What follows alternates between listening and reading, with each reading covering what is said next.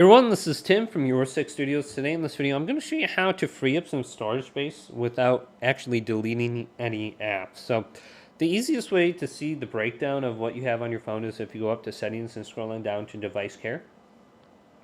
Right here and choose this.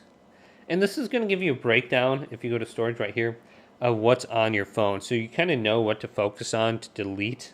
So if you go to show more, so anything with GB is probably what we want to focus on. So I can see apps are 17 gigabytes.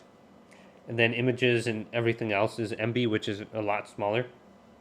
And the system is going to remain what it is.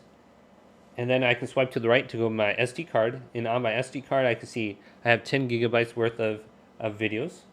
And then if I scroll on down, I can go to duplicate files and delete them right there. It'll give me suggestions. And then here's large files. And it looks like all these large files are going to be videos, so I can just tap them and then delete them through here as well. So we can go on down, and they'll give us some suggestions like free up 38 MB of space by deleting installation files, review old audio files, archive apps, select files, clear the trash in unused apps right here. So just go through the suggestions right there, then also go to search. Go to files, and under files you can see the breakdown of your images, videos, and stuff. It'll make it a lot easier to delete them. You can just hold down on it and delete them all at the same time. So just go through this list and then go to recent files.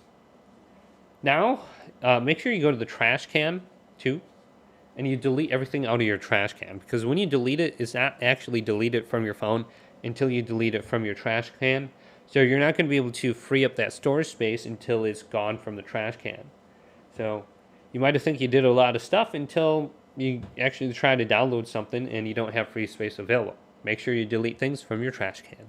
So hopefully this video did indeed help you out. If it did, leave it a big thumbs up and subscribe to my channel down below.